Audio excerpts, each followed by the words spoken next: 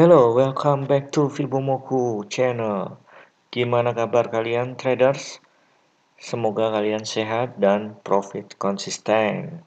Fibomoku kali ini akan membocorkan salah satu rahasia profit dari Fibomoku, ya, yaitu Commodity Trader Almanac. Ya, ini beberapa video sebelumnya selalu saya sampaikan tentang adanya Almanac Trader. Nah, kali ini saya akan bahas, ya, mungkin dari kalian trader lama yang sudah lama trading mungkin sudah mengetahui tentang Almanac, tapi mungkin juga belum. Nah, dan mungkin ada juga yang sudah pernah dengar tentang Almanac tapi belum pernah mengetahui fungsi dari Almanac ini. Oke. Di video ini saya akan share buat teman-teman semua yang pengen mendownload Almanac ini. Tapi jangan di skip video ini ya, supaya teman-teman bisa mengetahui cara menggunakannya. Dan linknya tidak saya taruh di deskripsi. Jadi teman-teman semua harus tonton video ini sampai habis. Karena mungkin saja linknya saya taruh di tengah atau di akhir. Ya, jadi tonton terus. Dan so, this is Commodity Trader Almanac for active trader of future, forex, stock, and ETF. Oke, let's check out. Sebelum kita membahas tentang buku ini, tentang Commodity Trader Almanac, sebaiknya kita dengar terlebih dahulu awal mula sejarah dari Almanac ini tercipta. Nah, buku ini berawal dari Stock Trader Almanac. Jadi sebelum ada Commodity Trader Almanac, muncul terlebih dulu adalah Stock Trader Almanac yang dibuat oleh Yale Hirsch tahun 1967. Stock Trader Almanac telah memberikan wawasan dan strategi untuk menghasilkan uang kepada investor selama lebih dari 6 dekade. Almanac berasal dari fenomena pasar yang penting seperti Santa Claus Rally dan Barometer Januari dan berperan penting dalam mempopulerkan strategi perdagangan seperti The Basic Mount Strategy atau yang lebih dikenal sebagai Sell in May and Go Away. Ya, jual di bulan Mei dan pergi. Dan siklus pemilihan presiden 4 tahunan. Nah, tahun 1960, Stock Trader Almanac sangat terkenal setelah berhasil mengatur banyak informasi pola pasar saham berdasarkan kalender. Dan tahun 1990, Yale Hirsch menyebarkan pengetahuannya kepada putranya Jeffrey dan bergabung sebagai analis pasar dan sejarawan. Beberapa tahun kemudian, dia meneruskan tradisi ayahnya menjadi pemimpin redaksi dan tidak pernah lelah untuk menjelaskan bagaimana investor dapat mengalahkan pasar. Didukung oleh hampir 50 tahun penelitian, tentu saja Stock Trader Almanac menjadi yang terdepan dan terbaik. Dan pada tahun 2000, memutuskan untuk menerbitkan analisis histori pasar komoditas. Di tahun 2007 meresmikan Commodity Trader Almanac untuk membantu mereka memperkirakan tren dengan akurat. Di era serba instan dan digital saat ini, pentingnya sejarah terkadang diabaikan. Keyakinan dari pendiri kami adalah pasar mengikuti siklus dan kecenderungan histori. Meskipun pola tersebut tidak berulang dengan kepastian matematika, namun pola tersebut cukup sering berulang. Oke, jadi ini Commodity Trader Almanac tahun 2010 ya. Yang saya dapatkan ada tahun 2010, 2011 dan 2013. Nah, ini semuanya hampir sama ya. Sekarang tidak ada lagi Trader Almanac dicetak. Jadi gimana dong? Apakah kita bisa gunakan patokan Almanac tahun 2010, 2011 atau 2013? Ya, jawabannya ya. Jadi kita bisa gunakan, karena hampir semuanya hampir sama, cuman selisih beberapa hari aja. Tapi itu tidak akan jadi masalah ya. Jadi fungsi almanak ini adalah kita mengetahui kapan waktu yang terbaik untuk melakukan transaksi buy ataupun sell di forex, komoditi ya, atau ETF. Nah, tapi di sini saya gunakan lebih banyak untuk di forex dan komoditi dan hasilnya cukup lumayan. Dan kenapa saya bilang cukup lumayan, karena ini analisanya hampir akurasinya cukup tinggi ya. Dan ini sudah diteliti puluhan tahun. Dan itu terus-terusan berulang dan kita bisa mendapatkan keuntungan, yang penting bisa menjaga money management yang baik. Saya yakin pasti untung ya. Oke, kita mulai cek ya tahun 2010 Almanac Trader tahun 2010. Ya. Oke, saya akan cari langsung. Ini masih ada pembahasannya ya. Jadi ini seperti kalender. Nah, jadi dia kasih ada gambaran ya strategi kalendernya.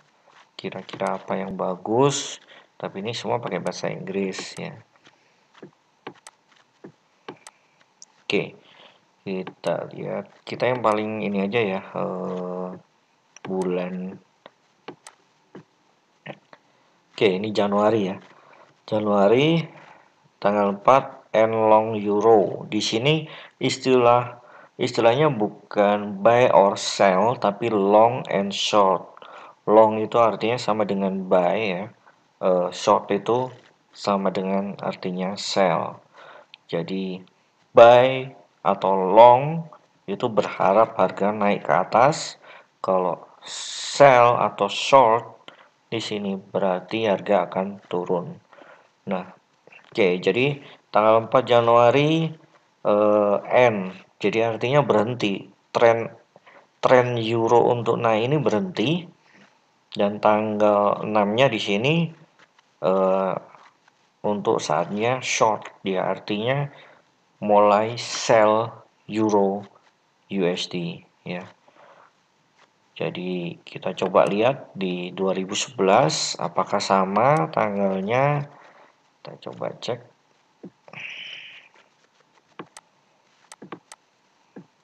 Nah, di sini tanggal 3-nya N long euro. Nah, baru berhenti untuk tren bullishnya. Dan tanggal 5-nya mulai start short euro. Nah, jadi kita bisa lihat di sini juga sama start short euro tanggal 6 ya, selisih 1 hari. Jadi 4 sama 6. Ini 4 ini tanggal 3 sama tanggal 5, selisihnya 2 hari. Sedangkan kita cek yang 2013.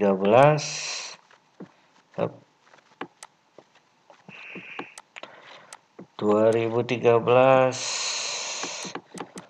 tanggal 2-nya N long euro. Nah, jadi tanggal 2-nya berhenti untuk buy euro, dan tanggal 4-nya short euro. Jadi ini awal-awal ya. Oke, kita coba lihat ya di grafik N long euro. Oke, kita lihat N long euro. Ini saya matikan dulu. Tanggal 4-nya Januari. Kita coba lihat 4 Januari N long euro ya, tanggal 4. Ya, ini ya. Jadi di sini kita lihat mulai ini tanggal 6. 6 Januari.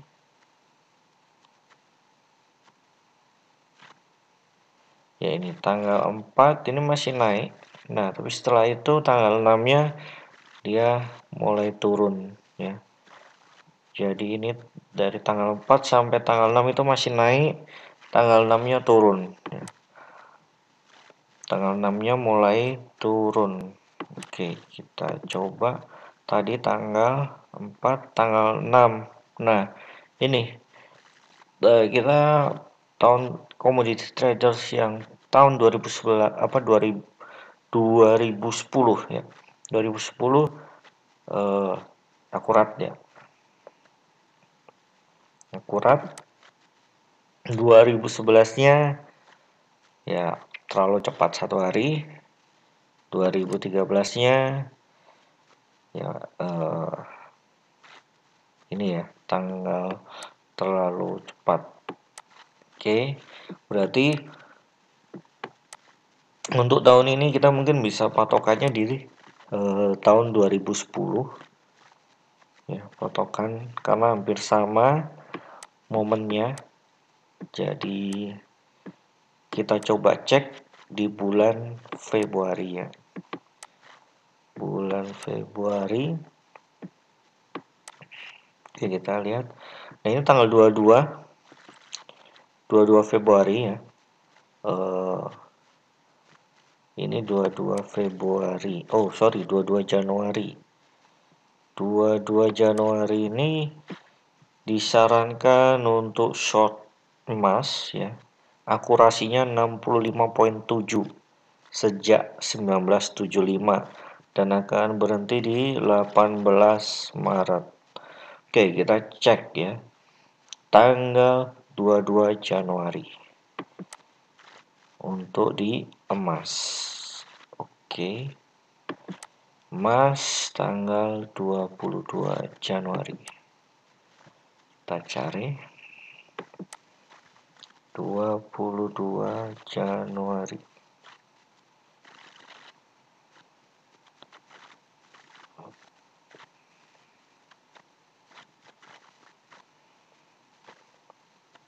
Ya, di sini. Ini tanggal 25 ya, tanggal 22 area ini ya. Oke, ini adalah area tanggal 22 dan terbukti down. Dan memang dari tanggal 6 sebenarnya itu juga udah mulai down bersamaan dengan sinyal euro ya. Kalau kita tadi lihat sinyal euro, tapi it's okay. Kita mulai sell tanggal 22 pun kita masih profit ya. Nah, ini makanya kenapa saya bilang ini nggak perlu analisa lagi. Kita udah tahu tanggal-tanggalnya kapan harga bakal turun ataupun naik ya. Jadi kita paling selisih sehari 2 hari. Jadi yang penting kekuatan modal kita cukup besar dan ngambil posisinya nggak terlalu banyak, saya yakin kita akan pasti profit. Oke. Kita coba cari lagi sinyal, yaitu ada S&P. Kita nggak bahas S&P ya, kita fokus ke euro, forex ataupun komoditi emas. Nah, ini ada start long yen ya, artinya di sini diprediksi buy yen ya, USD JPY ya. Kita coba cek. Nah, ini end short yen. Kita coba cek tanggal 8 Februari USD JPY. USD JPY tadi USD JPY kita prediksi long ya, buy USD JPY dari tanggal 8 Februari. Kita lihat 8 Februari. 8 Februari. Yep. Oke, tanggal 4, tanggal 5. Nah, ini tanggal 8 di area sini. Harga sempat turun dulu, baru up. Dan kalau kita lihat sebenarnya dari tanggal ya sama ya, ini semua tanggal per 6 Januari ya kemarin ya. 6 Januari harga lompat ke atas, US dollarnya menguat. Nah, oke, kita lihat lagi ya. Cek lagi and short yen. Oke.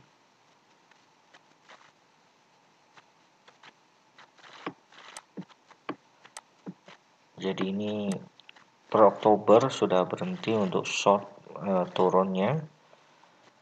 Oke, tanggal 10.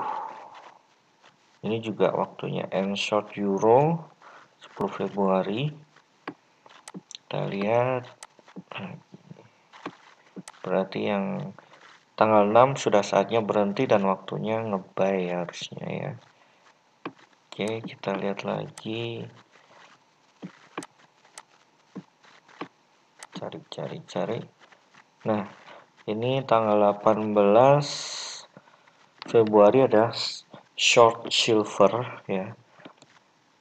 Dan biasanya kalau silver ini bersamaan dengan emas. Kalau kita lihat emas pasti biasanya bersamaan. Maksudnya bersamaan di sini adalah sama-sama. Kalau naik ya sama-sama naik, kalau turun ya sama-sama turun karena sama-sama komoditi. Oke. Jadi saya kemarin itu sebenarnya ngikutin ini ya, kalau di tanggal 18 ini, kalau di tahun yang 2012, kita coba lihat ya, 2012.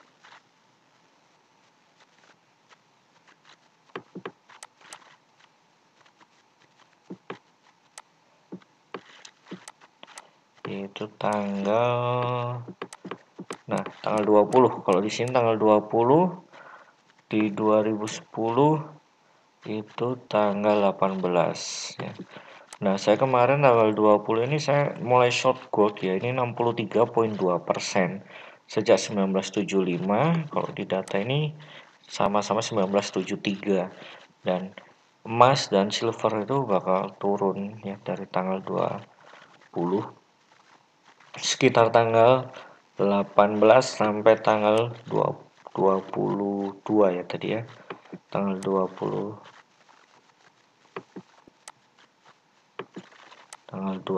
ya, 18 sampai 20 ya, 18 sampai 20 itu harga emas turun. Kita coba lihat tanggal 18. Nah, ini tanggal 16 sudah mau tanggal 11 ya, sorry. 11 tanggal 12 ini sudah turun ya. Dari tanggal 11 harga udah turun. Tanggal 18 mana?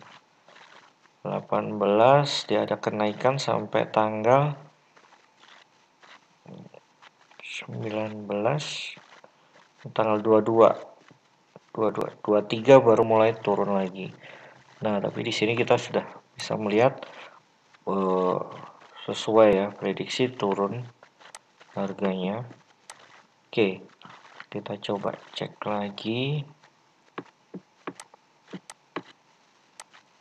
Selanjutnya ya, kita sudah di bulan. Nah, ini kemarin kenapa saya natural gas juga saya sarankan untuk nge-buy, karena di sini short long natural gas.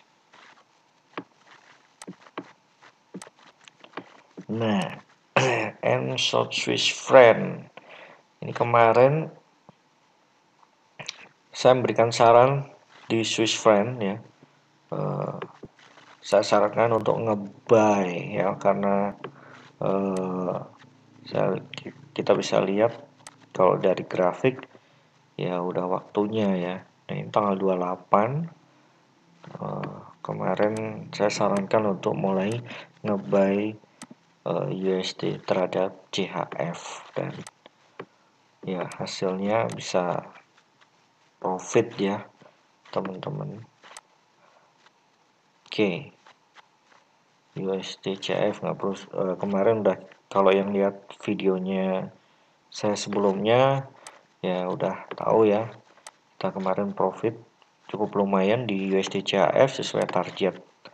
Nah, jadi kalau di sini teknikal nantinya akan tinggal mencari target profitnya kita. Ya, jadi kalau untuk menentukan arah buy atau sell-nya udah dari almanak aja. Ini kita tahu kapan waktu masuk, kapan waktu keluar. Ya. Oke, lalu di bulan Maret. Ya. Maret ini awal bulan kosong semua, nggak ada prediksinya. Dan apakah ada? Belum. Oke, nah tanggal 12 nih. Sekarang hari ini tanggal 12 juga. Jadi ini mulai besok bisa dimulai start short yen. Jadi kalau kita mau lihat itu USD JPY kita bisa mulai nge-sell. Nah, ini ya. Wow, kalau lihat dari sini grafik ini kita bisa mulai nge-sell ya besok. Dan kalau kita lihat ini harga udah naik lumayan ya, bullish. Dan kita tinggal pakai Fibonacci. Ini harga tertinggi. Ya, taruh harga terendah ke tertinggi, sorry. Ya.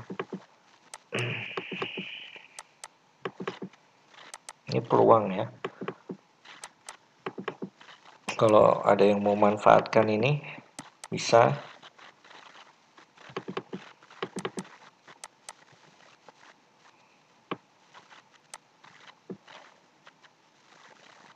Oke. Nah, ini paling nggak dia akan ngejar ke 23.6 lalu 38.2. Kalau kita lihat daily-nya ya, ini udah naiknya luar biasa loh ini. Dan ini memang waktunya untuk nge-sell ya. USD JPY ini recommended untuk nge-sell ya. Jadi siapa yang mau silahkan coba, dan saya yakin hasilnya luar biasa. Oke, kita lanjut. Apakah ada lagi di ini ya? Start short euro ya. Ini artinya euro USD bakal turun. Nah, ini akurasinya 63,6 ya sejak 99. Kita lihat euro USD. Nah, ini saya kemarin prediksi ini ya XAB, cuman saya nggak masukkan video kemarin, nggak sempet buat karena sudah kecapai target ya. Target saya kemarin yang nge-sell pas ya. Kalau yang ngikutin di time frame daily ya kemarin itu, nah ini nih XABCD. Nah ini sama dengan ini. Kalau nggak percaya kita lihat.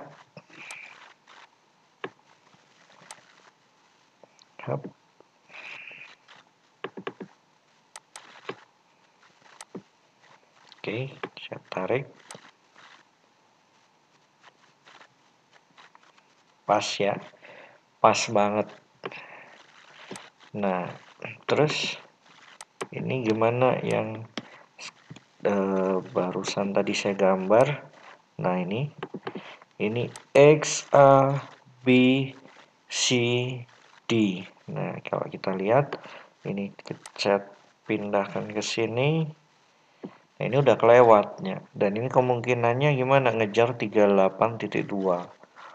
Nah, 38.2 ini kita bisa sell karena masih prediksinya nanti tanggal 15 dan ini masih tanggal 12. Jadi mulai besok Senin kita boleh sell euro, sell USD JPY ya kalau menurut Almanac Trader. Nah, ini nanti saya akan bagikan ya, kalian bisa download di link berikut ini ya.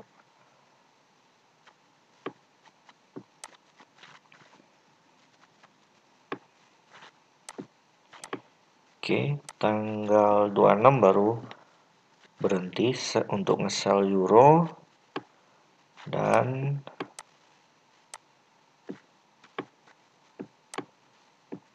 ini tanggal 1 April baru berhenti untuk sell euronya berhenti ya. Jadi waktunya nge-buy lagi nanti. Nah, ini saya jamin luar biasa karena saya pernah dapat keuntungan yang cukup besar. Nah, ini mumpung saya ingat karena yen ini ya. Jadi waktu itu tahun berapa ya? Sekitar tahun 2013 kalau nggak. Ya 2013 ya. Itu 2012 antara 2011 sampai 2013 saya lupa tahunnya, tapi saya ingat kejadiannya yaitu adalah pemilihan Perdana Menteri di Jepang yang dilakukannya itu waktu itu Shinzo Abe ya, Shinzo Abe. Ya benar, Shinzo Abe mencalonkan diri sebagai Perdana Menteri dan waktu itu harga USD JPY itu masih di area 80-an ya. Area 80-an, 80 sampai 90 ya. Area-area sekitar segitu, saya nggak ingat persisnya. Nah, itu diprediksi bakal up. Nah, jadi di sini disarankan dari almanak itu adalah mulai start long. Nah, di situ bersamaan dengan pemilu tersebut dan hari Minggunya pengumuman hasilnya Shinzo Abe terpilih, hari Seninnya itu lompat harga dan hari Jumatnya itu saya sudah ambil posisi buy ya. Buy USD JPY. Padahal saya dapat peringatan email dari beberapa broker yang saya ikuti untuk transaksi ya, maksudnya saya melakukan deposit dan melakukan transaksi di perusahaan tersebut dan mereka mengirimkan email untuk tidak melakukan transaksi USD JPY karena volatilitas yang cukup tinggi pastinya, dan itu di market tutup market, bukan market lagi open. Nah, jadi takut hari Senin pembukaan harga sudah cukup jauh, nah disarankan untuk tidak mengambil posisi. Nah, tapi saya nekat, saya gambling karena saya yakin berdasarkan data, dan almanak ini saya percaya hasilnya ya luar biasa. Keuntungannya cukup besar ya. Jadi ini bisa dijadikan panduan dan gampang banget ya untuk trading. Kalau yang nggak mau pakai analisa teknikal, yang nggak mau ribet-ribet, ya ini saya sarankan menggunakan almanak. Oke, semoga ini bermanfaat dan bisa menghasilkan profit untuk teman-teman semua. Oke, terima kasih sudah menonton video saya. Tetap dukung saya, kasih like, dan jangan lupa untuk di-subscribe. Oke, terima kasih. Salam profit. Salam sehat. Bye.